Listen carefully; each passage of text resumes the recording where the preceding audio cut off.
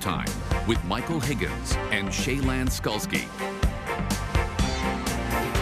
The Alberta government's Fair Deal panel has submitted its final report on giving the province more political autonomy. And while we await the details of that report, a newly formed group of Albertans is looking to spread awareness outside our borders of the billions of dollars this province contributes to the rest of Canada.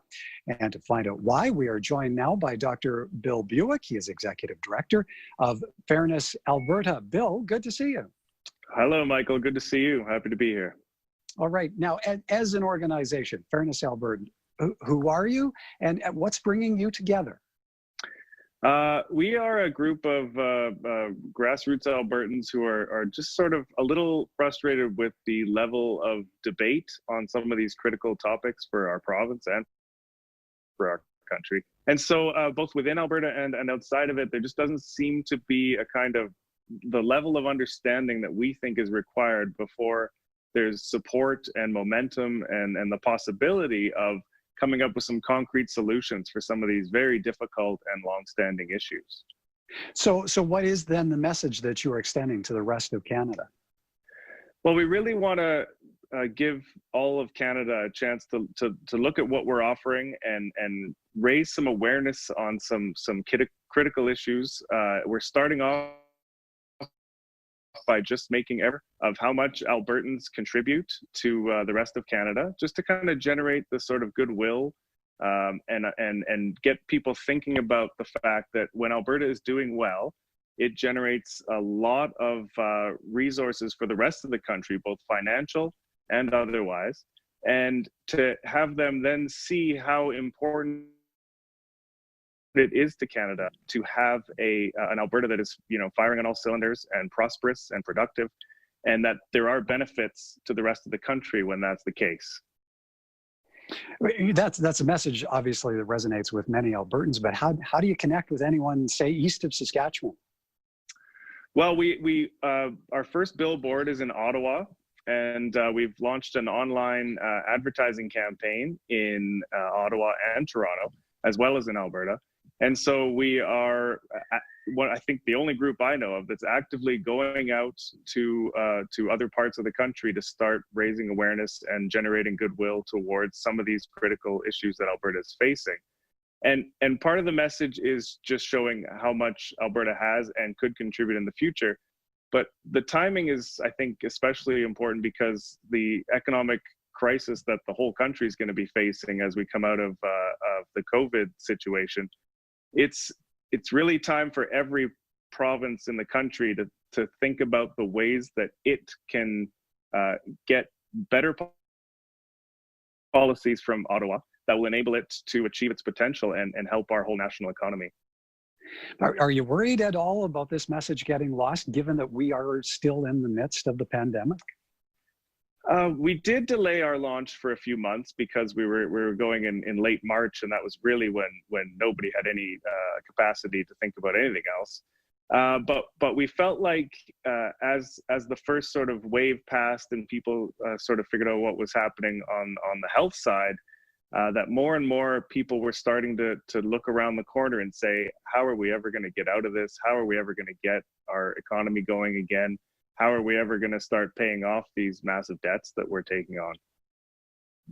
Where are you expecting to get the most pushback, and how will you deal with that?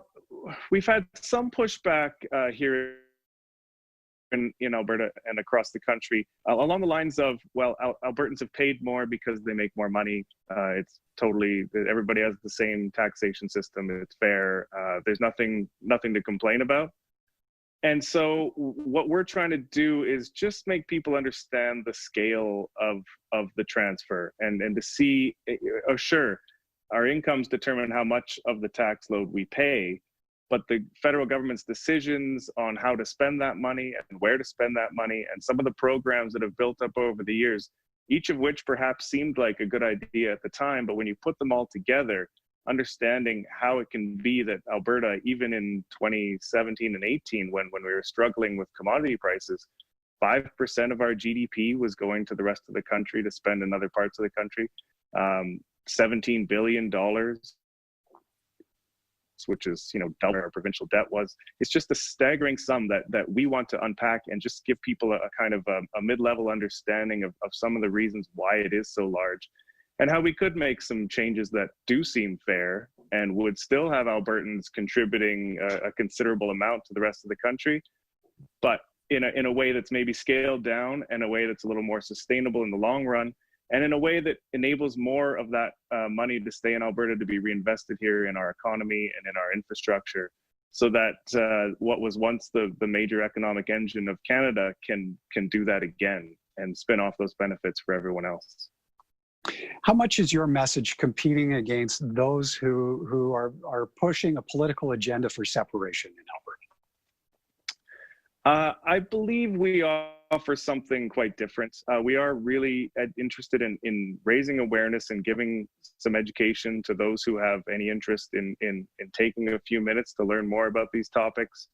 We are aimed partly in Alberta to make sure Albertans understand things better, but really our focus is to get that awareness raised and start moving the dial in places like Ontario and BC and Quebec, so that political leadership there at the provincial or federal level from whatever party starts hearing the message coming from their supporters, starts hearing the message coming from regular voters.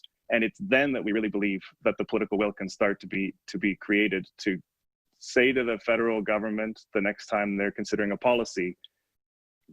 I'm hearing that people are kind of feel like we've been picking on Alberta too much. I feel like people want Alberta to get a bit of a better deal. I feel like Albertans, or people in Ontario and BC are starting to feel like we need to do something for Alberta this time. And so when that mentality starts to creep in from the grassroots in those places, that's when we will see meaningful changes.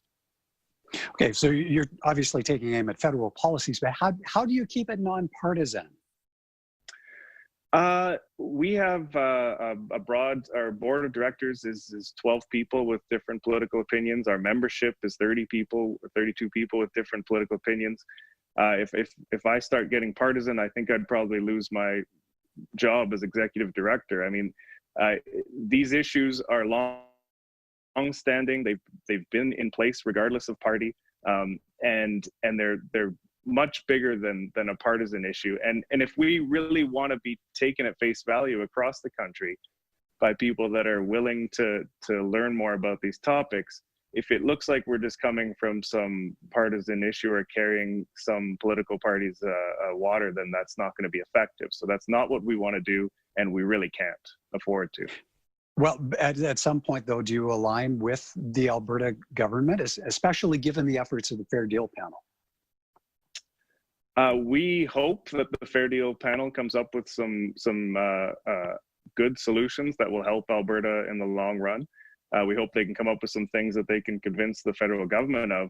But we're really operating at kind of just a different plane of trying to make the rest of Canada understand why Albertans are upset, why there is even talk of a need for a fair deal, and more of the economic issues and the fiscal fairness issues and some of those federal trade policies and infrastructure practices, procurement practices, some of the things that are a little maybe not as obvious on the surface, but which still have a very meaningful effect on Canada and the whole country's prosperity.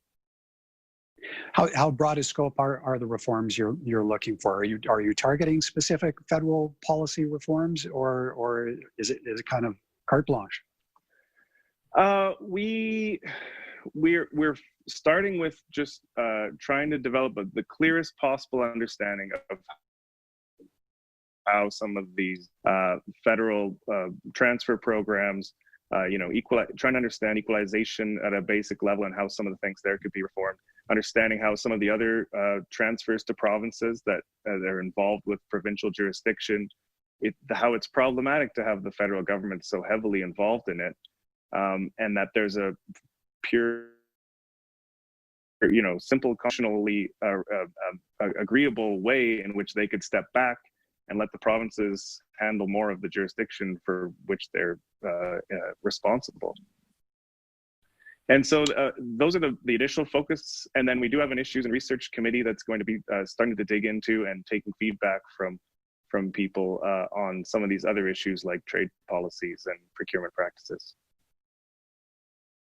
All right. Well, we'll have to leave it there, Bill. Look, though, to connect with you in the future. Thank you kindly for your time this evening, sir. Yeah, I encourage people to please go to fairnessalberta.ca. We have a lot of information there. You can sign up and follow us on social media to stay updated, and we'd love your support. All right. That's Bill Bewick. He is Executive Director of Fairness Alberta.